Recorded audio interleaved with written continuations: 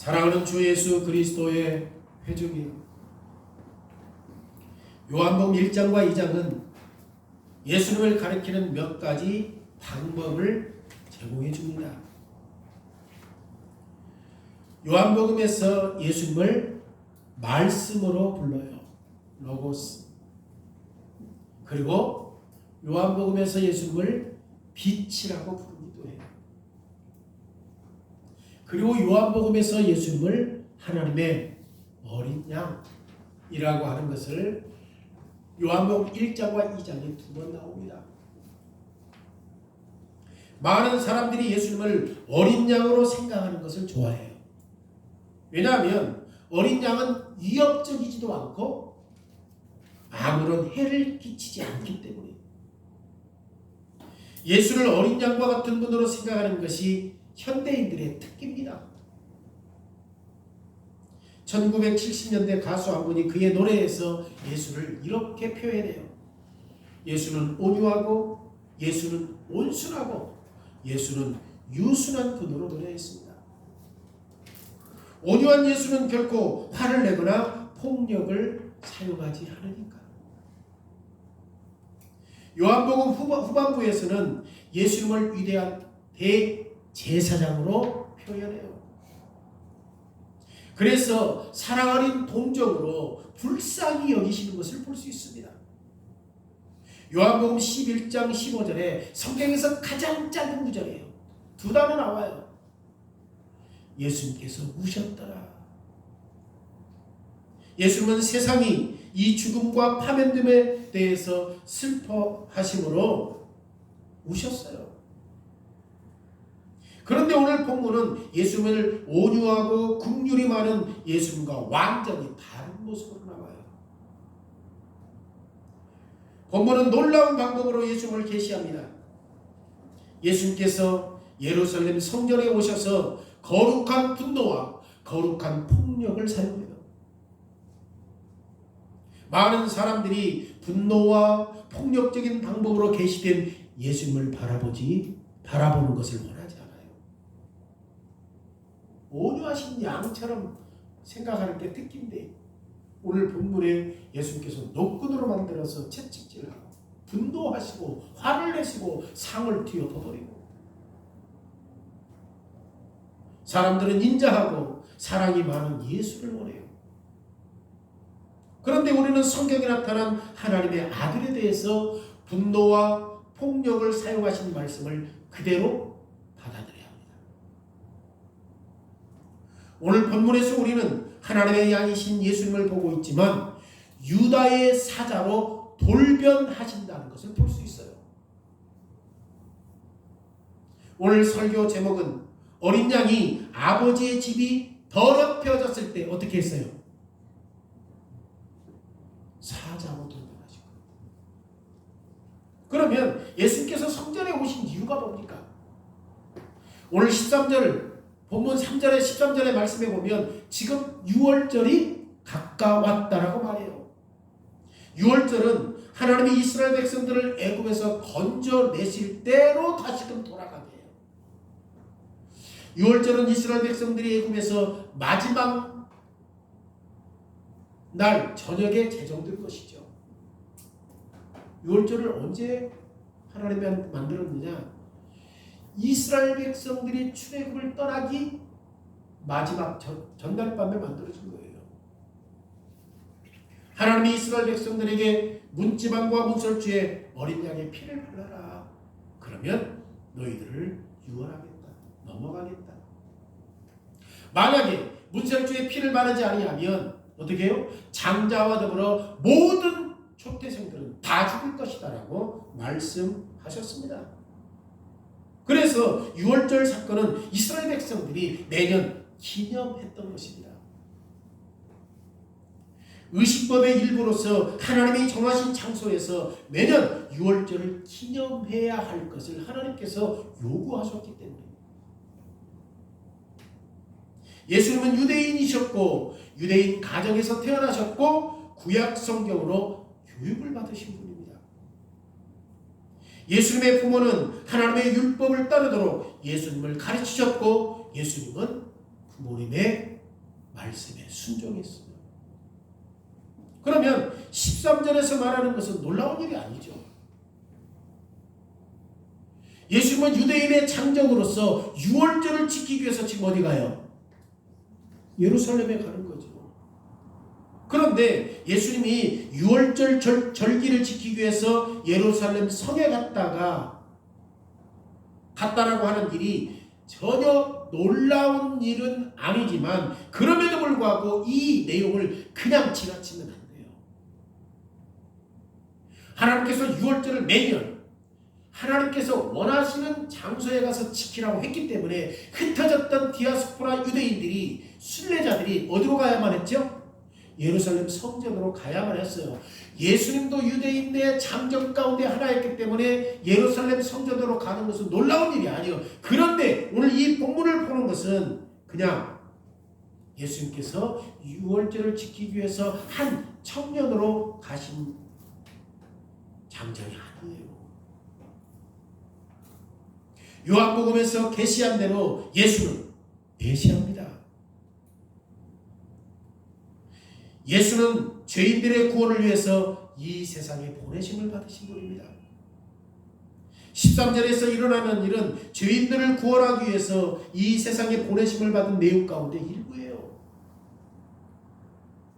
13절은 지금 실제로 예수님에 대해서 기쁜 소식을 우리에게 제공해 주는 거예요.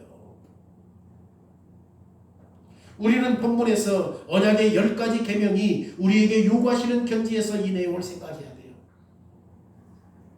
자, 지금 이 내용을 뭘 견지해서 생각을 하고? 10계명에 대해서 생각해야 돼요. 이게 참 희한해지 지금. 아니 지금 예수님께서 성전을 청결하는 데 있어서 무슨 10계명이 나오나.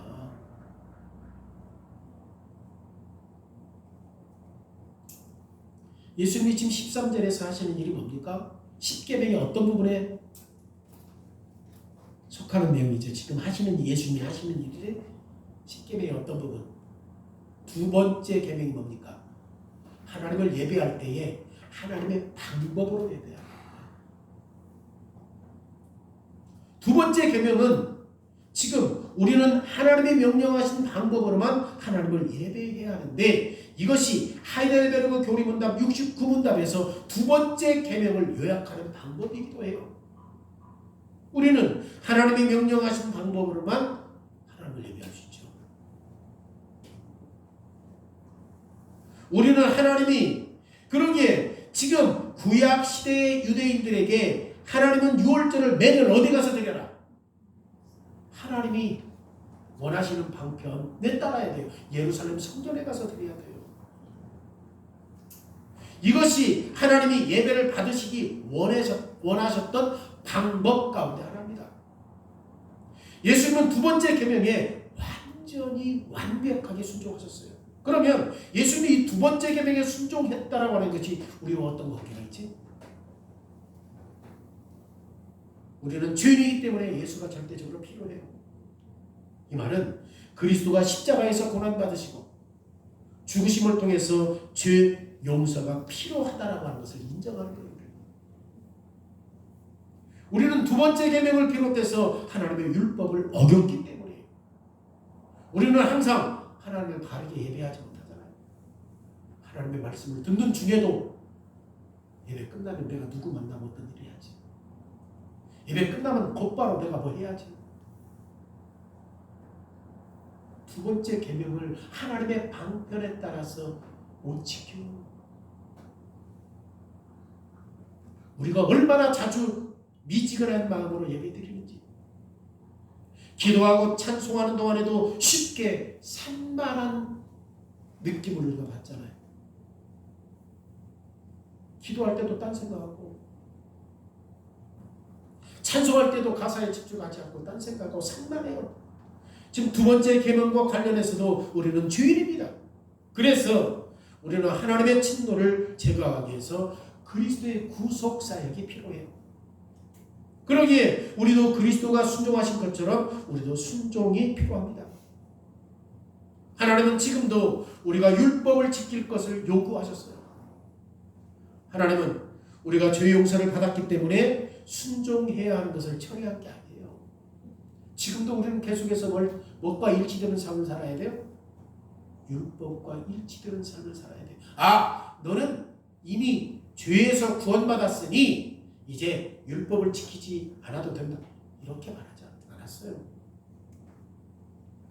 그리스도께서 우리를 위해서 순종하셨으니까. 그리스도는 우리를 위한 저주와 벌을 짊어지셨으니까. 그리고 그리스도는 완전한 순종으로 우리를 깨끗하게 하셨습니다.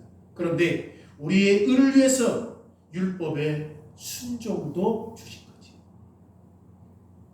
우리는 십자가만 필요한 것이 아니라 그리스도의 완전한 삶도 필요해요. 십자가에서 이미 죄의 문제가 해결되었어요. 너는 이미 죄가 그리스도의 구속사역으로 죄의 문제가 미래의 죄까지 다 해결되었으니 이제 율법 안 지켜도 된다. 아니, 지금도 끊임없이 우리는 하나님의 계명에 순종하는 삶이 어디에 일치되게? 율법에 일치되는 삶을 요구하고 있는 겁니다. 지금 13절에서 우리에게 계시던 것은 그리스도의 완전한 삶이에요. 그리스도는 하나님의 모든 율법을 다 지키셨고 그리스도는 두 번째 계명에도 순종하셨습니다. 그리고 그리스도를 믿는 모든 사람들을 위해서 율법을 다 지키셨기 때문에 여기에서 우리는 그리스도를 바라보고 그리고 주님이 우리를 위해서 하신 일을 신뢰해야 합니다. 설령 우리가 순종하는 것을 배우고 있다 할지라도 때로는 예배 드리는 데 있어서 잡생각들로 인하여서 우리의 삶이 분주함으로 두 번째 계명 하나님의 방법대로 예배 드리라고 한 것을 지키지 못한다 할지라도 우리는 완전하신 그리스도가 계신다는 사실을 믿어야 합니다. 하나님은 그리스도를 통해서 우리를 보실 때 우리가 모든 면에서 완벽하게 순종한 사람으로 보시기 때문에 늘 우리는 그리스도를 봐야 돼요. 늘 그리스도를 바라봐야 돼요. 그래야 내가 예배 시간에 조금 부족함이 있다 할지라도 그리스도께서 완전한 의를 통해서 하나님께서 그 모든 것들을 그리스도를 통해서 우리를 의로 여기시기 때문에 그래요. 그리스도가 우리를 위해서 하신 일을 위해서 우리는 하나님 앞에서 의인이기 때문에 그래서 예수님은 순종하는 아들로 지금 어디로 올라가셨죠? 예루살렘 올라가셨어요. 어떤 부분에 지금 앞에서 분명히 말씀드렸어요. 모든 방편도 누구의 뜻에 따라서? 하나님의 뜻에 따라서. 그게 10계명의 어느 부분이에요? 두 번째 2계명. 1계명은 뭐예요? 섬김을 받으실 대상이 누구냐? 하나님이다. 그러면 그 하나님을 어떻게 섬겨야 할 것이냐? 어떤 방법으로 예배할 것이냐? 하나님이 원하시는 방법으로 해야 되는 거죠. 그래서 예수님도 지금 두 번째 계명에 따라서 어디로 가셨습니까? 예루살렘 성전으로 올라가셨어요. 그런데 그리스도는 성전에서 목격하신 것으로 인해 당황하신 거지. 지금 성전에 있었던 일들을 통해서 예수님을 화나게 한 거예요. 예수님은 이방인의 뜰이라는 성전 바깥쪽에서 지금 성전 안쪽으로 들어가는 거예요. 자, 성전 저 밖에 있는데 안으로 들어오니까 뭐가 있었어요? 이방인의 뜰이 있어요. 그 유대인들은 이방인의 뜰에서 더 안쪽으로 들어갈 수 있었어요. 더 안쪽으로 들어갈 수 있었어요. 그런데 성전에 큰 변화가 생긴 겁니다. 대제사장 가야바가 무역상과 그리고 상인들과 환전상들에게 이방인의 뜰에서 거래할 수 있도록 허락해 준 겁니다. 이것이 오늘 본문의 배경을 이해하는 데 도움을 줘요. 짧은데 이게 핵심이에요. 핵심. 지금 디아스포라 유대인들이 여러 가지 절기를 지키기 위해서 어디로 올 때? 예루살렘 성전으로 올 때 지금 자기 제사를 드리기 위해서 뭘 끌고 와? 짐승들을 끌고 와요. 그런데 두 가지 문제가 있어요. 하나는 짐승을 끌고 가다가 짐승이 죽을 수도 있네. 심각한 문제가 됩니다. 성경에서 제사 드리는 목적이 뭐야? 우리의 죄 문제를 해결하는 거잖아요. 그잖아요. 또 하나의 문제가 뭐예요? 내가 집에서 끌고 와서 죽지 않고 성전에 왔는데 이게 흠이 있는 동물이네. 그러면 그 흠 있는 동물로 제사를 드릴 수 있어요? 없어요? 없어요. 그래서 구약성경에서 이미 하나님의 자비로 순례자들이 예루살렘에서 희생 제사용 동물을 사용할 수 있도록 허락하신 겁니다. 이로 인해 이미 상업적인 거래는 있었어요. 상업적인 거래는 있었어요. 하나님께서 그런 문제가 있을 수 있으니까 얼마든지 성전 근처에서 그런 일들을 사고 팔 수 있게끔 했어요. 왜냐면 동물이 없으면 내 죄에 대한 그 제사를 드릴 수 있어요? 없어요? 불가능하기 때문에.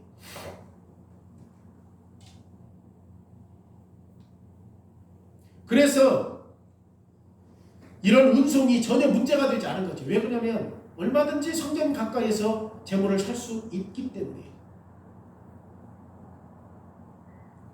그리고 현장 성전 가까이 있었던 이 짐승들은 전혀 흠이 있어요? 없어요? 없어요. 이미 제사장들이 흠이 없는 걸로 인정해버렸으니까. 그 대신 비싸지. 가격이 비싼 거예요. 그리고 환전상도 있었습니다. 로마 제국을 뛰어넘어서 흩어져 있는 유대인들에게 지금 그들이 어디 왔다고요? 예루살렘에 왔을 때에 이제 그들이 뭐 내야 돼요? 성전세를 내야 돼요. 성전세. 성전에 들어갈 수 있는 세금을 내야 돼요. 그런데 각자의 나라에 돈을 낼 수 있는 게 아니라 그 지역에서 있었던 유대인들의 화폐만 낼 수 있어요. 특히 로마 돈은 못 내요. 왜 못 내요? 로마의 지폐에 아니면 로마의 동전에 누가 세워져 있어? 가이사가 세워져 있어. 가이사는 하나님께 드릴 수 있는 게 아니에요. 그러니까 당연히 그들이 자기가 나라에서 살고 있는 그것으로 내는 게 아니라 여기에서 다 돈을 환전할 수밖에 없었던 거예요. 로마, 헬라, 애국, 기타 다른 나라에 그 돈으로 성전세를 낼 수 있는 게 아니기 때문에 다 거기에서 돈을 환전해야 되는 거죠.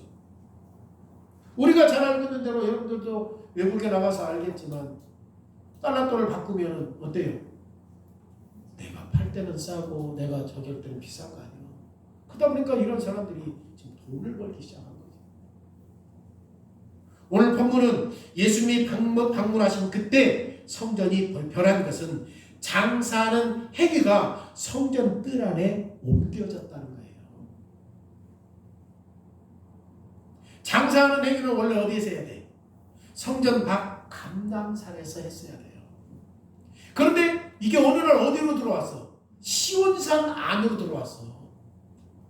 시온산 예루살렘성. 이방인의 뜰은 일종의 종교의 시장이 되어버려요. 엄청난 가격이 부과되고 대제사장들은 위에 있었기 때문에 제사장들에게 장사할 수 있는 입지를 얻기 위해서 제사장들에게 많은 돈을 주고 지금 14절의 말씀에 보면 장사하는 모습을 주님이 성전에 들어가 보셨단 말이에요. 성전이 기도하고 예배하는 곳이 아니라 성전이 시장처럼 되었다는 거 한번 생각해봐요. 여러분 시장 가봐. 북적북적하잖아요. 기도하고 예배하는 모습이 없어. 장사하는 것을 예수님이 보시고 경고하셨습니다. 예수님은 말라기 3장에서 그리스도에 대해서 예언하신 대로 행동하신 거죠. 주님은 성전을 깨끗하게 하신 분으로 오셨거든요.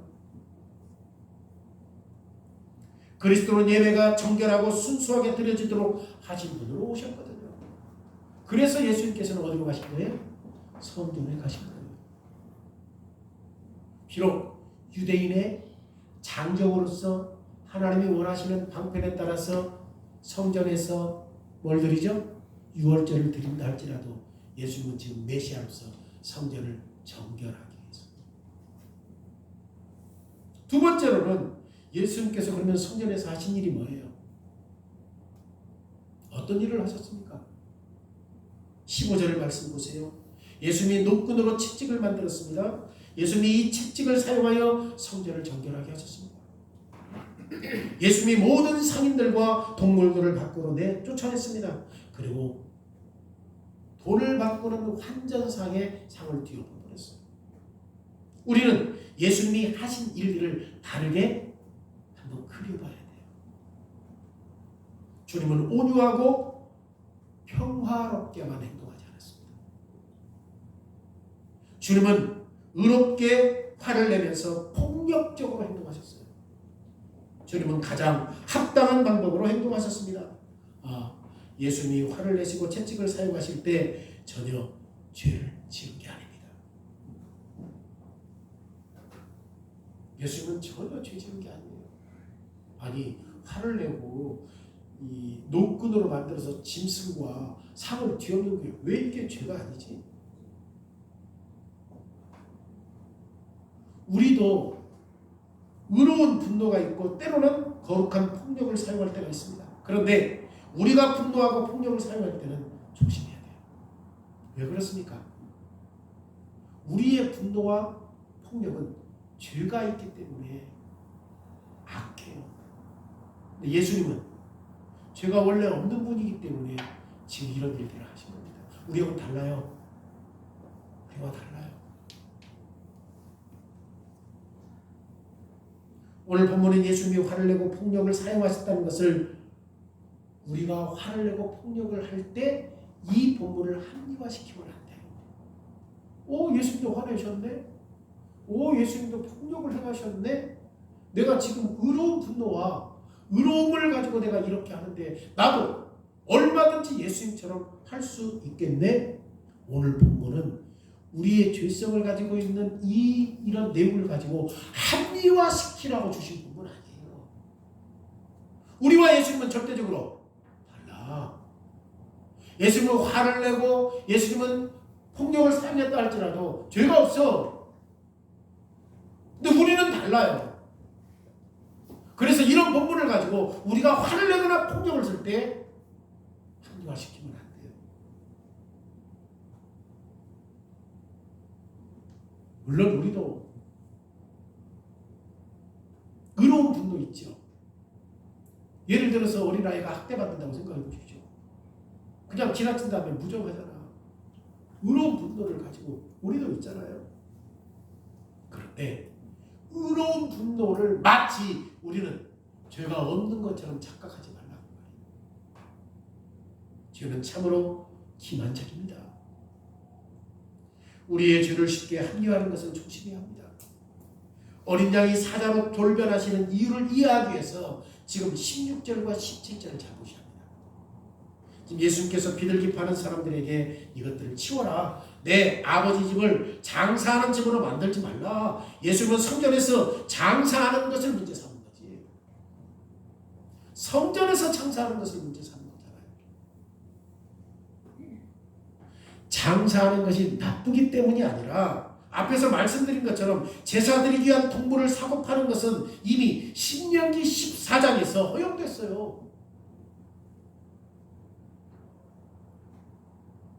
부정한 것과 정한 것을 신명기 14장에 보면 다 나와요. 부정한 것은 주님께 드릴 수는 없잖아요. 장사하는 것을 문제 삼는 것이 아니라 문제는 이 장사하는 장소가 어디예요? 저 감람산이 아니라 시내산 성소, 예루살렘 성소에서 지금 이런 일들을 하는 거죠. 만약에 이것이 감람산에서 이루어졌다면 문제 삼지 않았겠죠. 시온산에서는 장사하는 행위는 용납할 수가 없으니까, 허용할 수가 없으니까. 다시 말하면 성전에 있는 이방인들의 뜰에서 장사하는 행위를 예수님께서 그냥 지나칠 수가 없었던 겁니다. 예수님은 성전이 아버지의 집이기 때문에 장사하면 안 된다라고 말씀할 때 개인적인 관심을 가지고 지금 말씀하고 있는 겁니다. 이건 놀라운 고백이에요. 예수님은 공개적으로 하나님이 당신의 아버지시며 성전은 아버지의 개인적으로. 하나님이 누구다? 나의 아버지다. 그러면 하나님이 계시는 성전은 하나님의 집이다. 지금 개인적으로. 하나님의 아들이 성전에서 진행되고 있는 것에 대해서 지금 기득권. 이 기득권이 뭐예요? 법적인 권리를 가지고 있잖아요. 예수님 누구야? 하나님의 아들이요. 성전이 누구의 집이요? 아버지의 집이요. 법적인 권리를 가지고 있어. 예수님은 아버지의 권위와 영광을 유지하는데 열정적이었습니다. 하나님은 장사하는 사람들에게 모욕을 당하시고 부당한 대우를 받았습니다. 마치 성전에서 중요한 일이 돈을 벌고 장사하는 일이 되는 거죠. 더 이상 성전은 예배드리고 기도하는 장소가 아니라 성전은 돈 벌고 부자가 될 수 있는 것처럼 보였어요. 다른 복음서에서도 예수님이 성전을 청결케 하셨던 내용들이 나와요. 마태, 마가, 누가도 예수께서 성전에서 상인들을 그리고 환전상을 쫓아내셨던 내용들이 나옵니다. 그런데 예수님이 이 성전을 정화시킨 일이 예수님의 지상사역 후반부에 일어났던 고난, 죽음, 부활 이런 개별의 사건과 달라.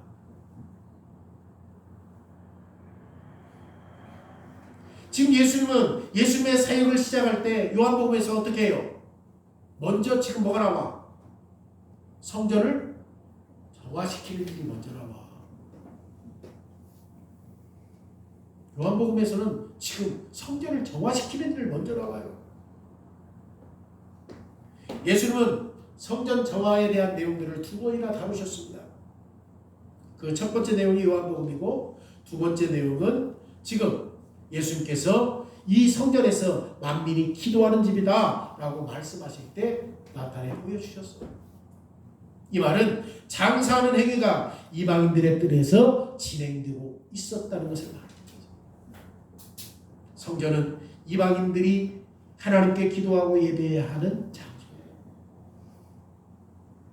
이방인들도 성전에서 하나님을 가까이 할 수 있었습니다. 이방인들이 성전의 한 장소를 가질 수 있도록 처음부터 성전을 만들 때 하나님께서 그렇게 지었어요. 이방인들도 어디 안에서? 성전 안에서 이방인의 뜰에서 하나님을 예배할 수 있도록 그렇게 성전을 지은 거예요. 그런데 이 용도가 변경된 거예요. 장사하는 장소. 기도하는 장소가 아니라 돈 버는 장소로. 그래서 하나님의 어린 양도 어떻게 변해? 유다의 사자가 된다는 것을 보여준 겁니다. 예수님이 사자로 변하신 이유는 아버지의 명예와 영광을 소중하게 생각했기 때문에 이것이 예수님이 가장 열정적으로 대하셨던 것입니다. 이것도 우리의 자리에서 예수님이 순종하신 일부의 하나예요. 예수님은 어때요? 아버지의 명예, 아버지의 영광을 소중하게 다룰 거죠. 그러면 우리도 아버지의 명예, 아버지의 영광을 소중하게 다뤄야 되는데 여전히 그러지 못하잖아요. 그런 일들까지라도 지금 다 하신 거예요. 예수님께서 우리가 해야 할 것까지 다 하신 거예요.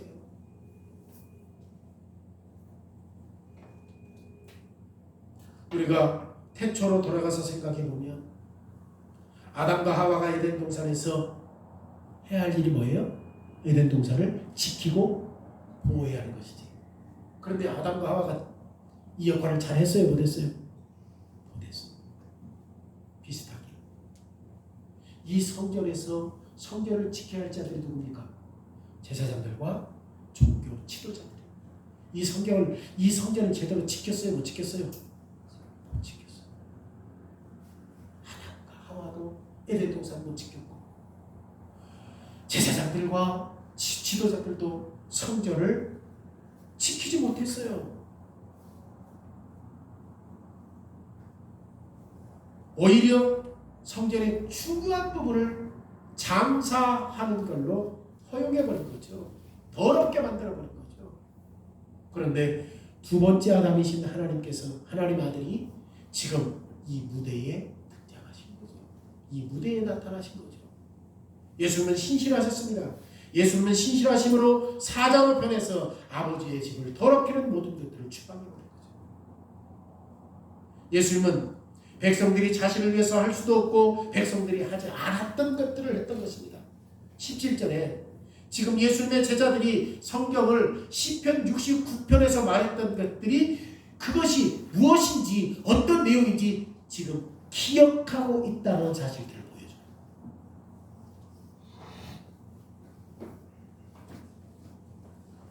제자들이 이 시편 69편 9절을 이렇게 지금 사용하고 있는 거예요. 주의 집을 위하여 열성이 나를 삼키고 주를 비방하는 비방이 내게 미쳤나이다. 지금 그들이 예수님의 열성과 하나님의 명예, 하나님의 뜻을 드러내고 하나님을 높이기 위한 그 열정을 제자들이 이해하고 있는 거야. 그래서 시편 69편 9절을 지금 그들이 이해하고 있는 거예요. 뭐라고? 주의 집을 위하는 열성이 나를 삼키고 주를 비방하는 비방이 나를 미쳤나이다 라고 연결시키고 있는 거죠. 여러분 시편 69편에서 다윗은 이게 다윗이거든. 실질적으로 다윗이 반대자들과 부딪혔을 때 자기 주변에 반대자들이 많이 있었을 때 이 시편을 기록하는 거죠. 그럼에도 불구하고 다윗이 어떻게 했다는 거야? 나는 하나님의 집에 대한 열성이 컸다. 이 집을 지키는데 열정이 있었다. 하나님께 참되고 순수한 예배를 드리기 위한 열정이 대단했다. 다윗은 위대한 후손이신 그리스도를 앞으로 바라보고 있어요. 이런 강력한 열성이 예수 그리스도를 불태우는 거지. 여기서 불태운다라고 하는 말은 지금 예수님께서 앞으로 뭘 보여주는 거지? 죽음, 자기의 죽음을 보여준다는 거예요. 자기의 죽음을 보여준다는 거예요. 예수님이 하나님에 대한 합당한 순수한 예배를 향한 열정을 지금 성전을 깨끗하게 하셨을 때 제사장들은 어떻게 했죠? 예수님에 대한 적대감을 가진 거예요. 제사장들은 예수님의 노력을 환영하지 않았어요. 오히려 제사장들은 그리스도께 분노하기 시작했습니다. 요한복음은 아직 분명하게 나타나지 않지만 종교 지도자들은 점점 더 예수를 미워하고 점점 예수를 위협적으로 느껴요. 그리스도의 하나님의 영광을 위한 열정은 종교 지도자들의 손에 그리스도가 고난을 받고 그리스도가 죽도록 하는데 일부 그 일들을 감당하지 않은 거죠. 누구에 의해서 예수님이 죽어요? 지도자들에 의해서. 지도자들에 의해서. 그러면 우리는 성전을 깨끗하게 해야 한다는 것을 어떻게 우리가 적용해야지? 지금 예루살렘 성전이 있어요? 없어요?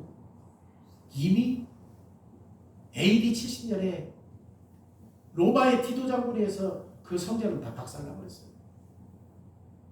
그런데 신약 성경은 여전히 성전이 존재한다고 말해요.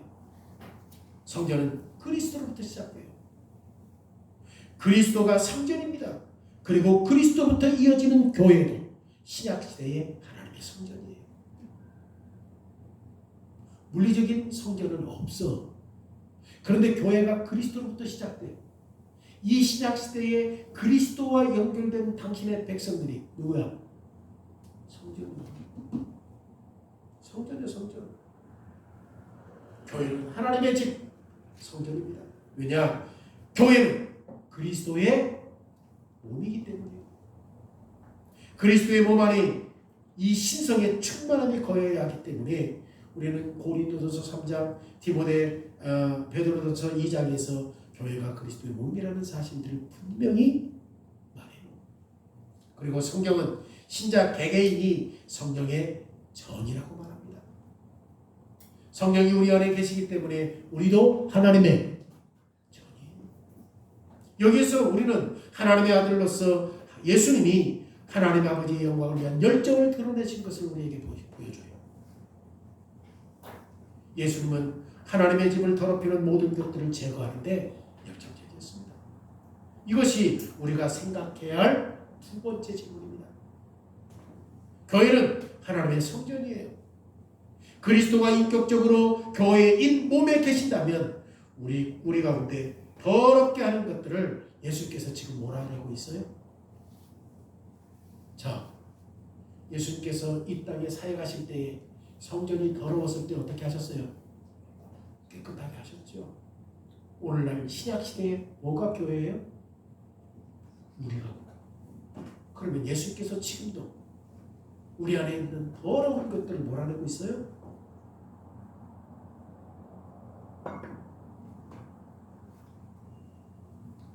우리 안에 어떤 것이 있습니까? 이거 점심 먹을 때 토론해야 될 내용이죠. 그리고 두 번째 질문은 우리 개개인의 생활은 어떤가? 하나님의 성전으로서 우리는 얼마나 깨끗한가? 두 번째로 우리 개개인의 삶은 어떤가? 고린도전서 6장에 따라서 우리가 성령의 전이라고 한다면 성령의 전인 우리에게 성령의 전이 우리 안에 있으면 안 되는 것이 무엇인가?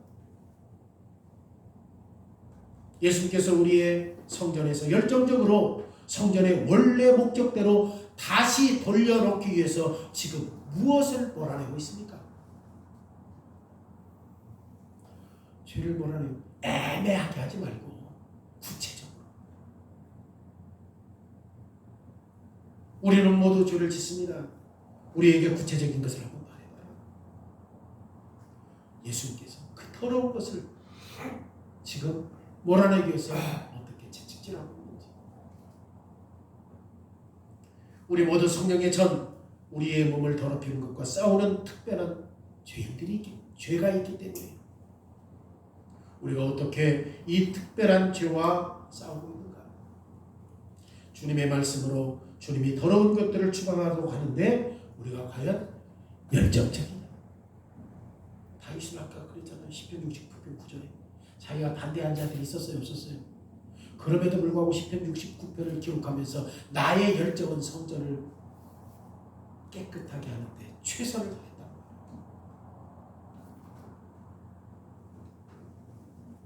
세 번째로는 예수께서 유대인들에게 반응하신 방법이 뭐예요? 18절 말씀 보세요.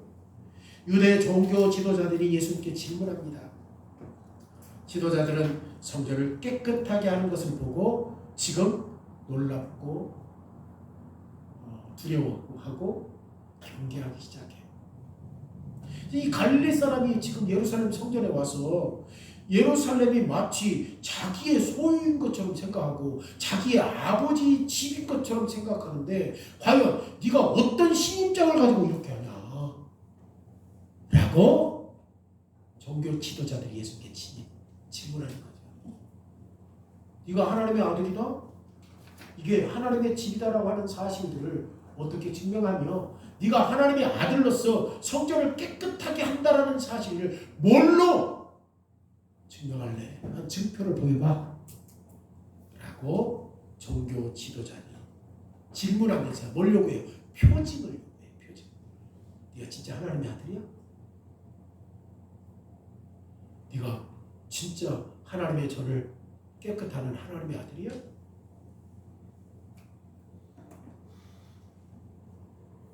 계속해서 유대 지도자들은 뭘 요구해요? 표징을 요구해요. 표징. 네가 진짜 하나님의 아들이야. 그러니까 이런 성전을 깨끗하게 하는 일들을 보면 종교 지도자들은 뭘 알아야 돼요? 아, 정말 이 사람은 어떤 분이 아니다. 그리고 구약 성경에서 말라기 3장에서 이야기했던 메시아가 뭐 하기 위해서 온다고 했어요? 성전을 정결케 하기 위해서 오신다는 사실들을 알아야 되거든요.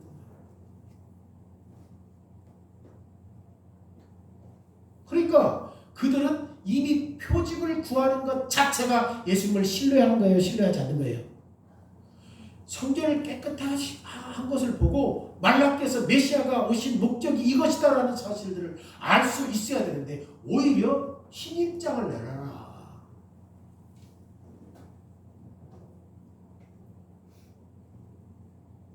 오히려 이 모습들을 보았을 때 제사장들과 종교 지도자들은 어떻게 하죠? 감사해야지. 왜? 자기들이 해야 할 일이 그 일이요. 근데 그 일들을 못했거든. 종교 지도자들은 돈 벌기에 급급했잖아요.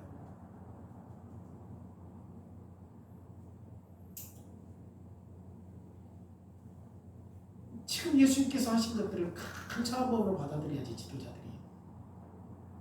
그럼에도 불구하고 예수님은 종교 지도자들에게 19절에 어떻게 반응합니까? 지금 아주 혼란스러운 질문을 해요. 이 성전을 하라. 그러면 내가 사흘 만에 다시 짓겠다. 너희가 표징을 원하느냐? 그러면 나의 어떤 권력과 권위와 힘을 증명할 것을 원하느냐? 내가 보여주마. 성전을 하라. 3일 만에 짓겠다. 근데 이 말을 예수님께서 의도하신 것이 무엇인지를 모르고 종교 지도자들은 왜곡시켜버린 거지. 왜? 그 지금 19절 말씀에 보면 뭐라고 나와? 이 성전은 몇 년 동안 지었어? 46년 동안 지었는데 3일 만에 다시 짓는다고? 근데 실질적으로 예수님께서는 그 의미가 뭐예요? 예수님께서 자기가 죽게 되면 3일 만에 부활한다라고 하는 사실들을 이야기하는 것이잖아요. 아까도 말했잖아요. 이 신약 성경에서 지금 구약은 물리적인 성전이 없어졌어요. 이제 신약에서는 예수 그리스도를 통해서 교회가 지어지고 교회가 성전이라는 사실들을 말했잖아요. 그렇죠? 그러면서 예수님께서 지금 뭘 증명하려고 하셨습니까? 그가 하나님의 자녀라, 하나님의 아들이다 라는 사실들을 증명하기 위해서 이렇게 말했는데 그들은 물리적인 예루살렘 성전을 이야기한 거죠. 그죠? 그러면서 46년 동안 지었던 이 성전을 네가 3일 만에 다시 세울 수 있다고? 예수님께서 원래 의도하셨던 목적을 왜곡시켜버린 거죠. 예수님은 너희들로 말미암아 내가 죽으면 다시금 3일 만에 부활할 것이라는 것을 말씀하신 것입니다. 그런데 영어 성경에 보면 이 46년이라고 하는 내용이 두 가지로 번역이 가능해요. 이 성전을 46년 동안에 지었다는 내용도 포함되고 성전을 지금 지은 지가 46년이나 되었다는 것도 다 포함돼요. 다 가능한 일이에요. 이게. 영어 성경에는 두 가지가 다 나와. 그러니까 어떤 해석을 해도 아무런 상관이 없어요. 예수께서 말씀하신 것은 어떤 거니까? 물리적인 예루살렘 성전을 파괴하는 것을 이야기한 게 아닙니까? 그런데 성령님은 정확하게 예수님이 의도하신 것을 밝히 증명해 주시는 거예요. 성령님은 예수님이 지금 자기 몸에 대해서 말하고 있다는 것을 설명합니다. 예수님은 자기 몸의 부활에 대해서 말씀하신 것이니까.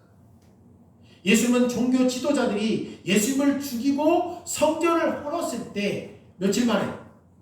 3일 만에 다시금 부활할 것이다. 실질적으로 종교 지도자들이 예수님을 죽이잖아요.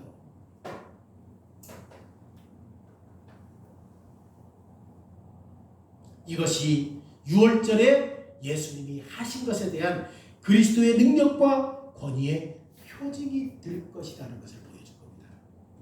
6월절에 그리스도의 능력과 표징이 뭐야? 6월절이 뭐예요? 양의 피로 6월에서 구원받은 것처럼 이 6월절에 지금 예수님께서 십자가에서 피 흘려 죽으심으로 말미암아 다시 우리를 구원하신다라고 하는 예수 그리스도의 능력을 보여준 거예요. 능력을 보여준 거예요. 그 표징을 보여준 거예요.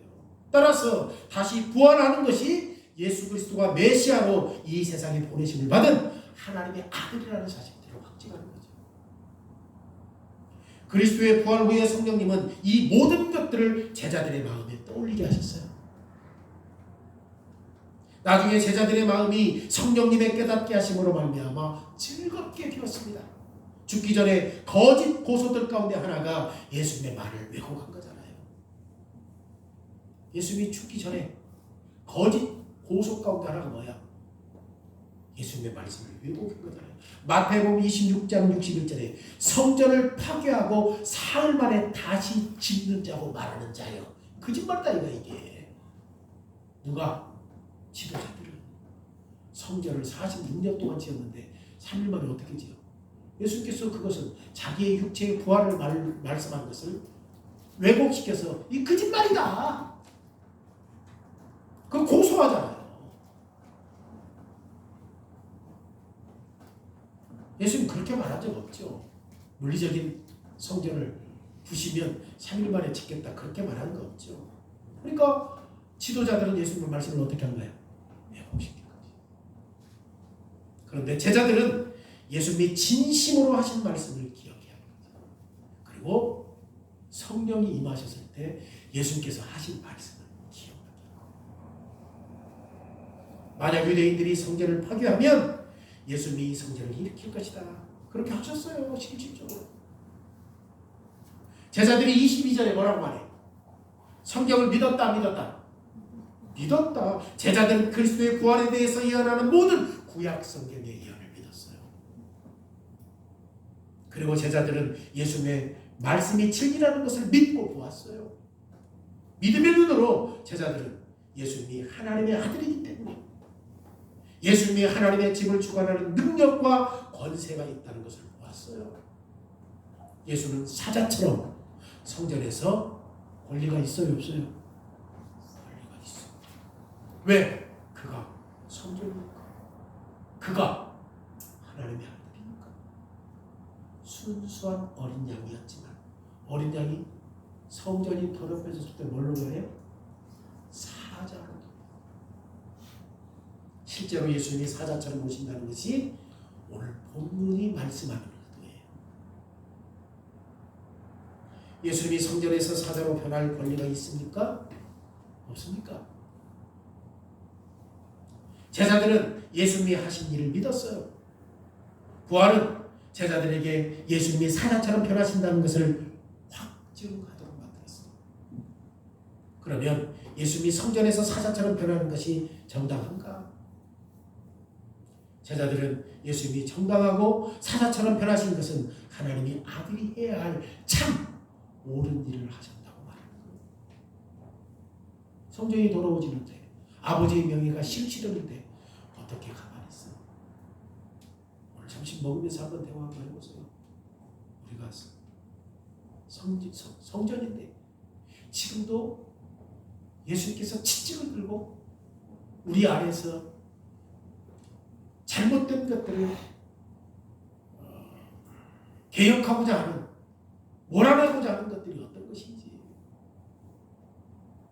심도 있게 고민할 필요가 있는 거죠. 왜요? 그분은 지금도 양이지만 사자로 돌변해서 우리를 정화시키기로 하시니까. 우리를 정화시키는 겁니다.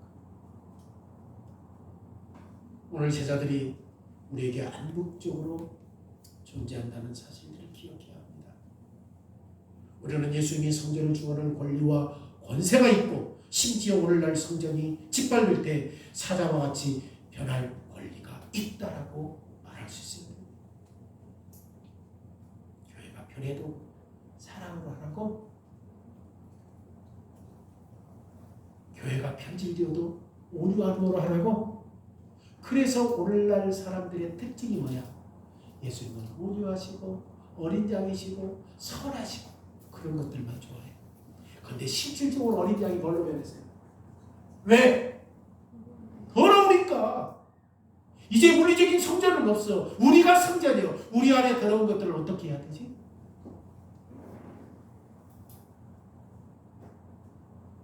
당신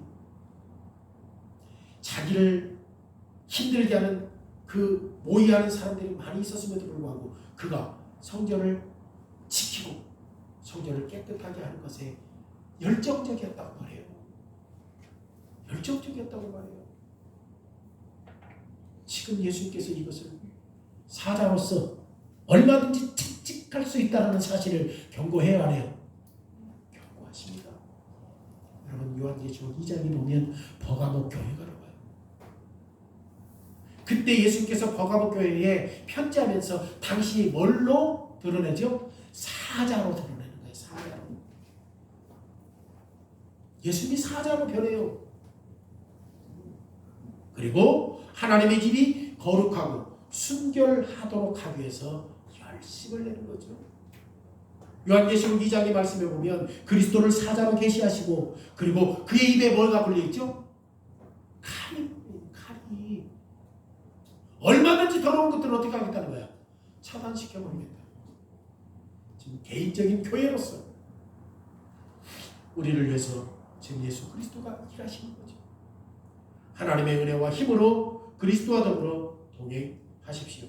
그리고 그리스도를 따라서 우리의 더러운 것들을 드러내십시오.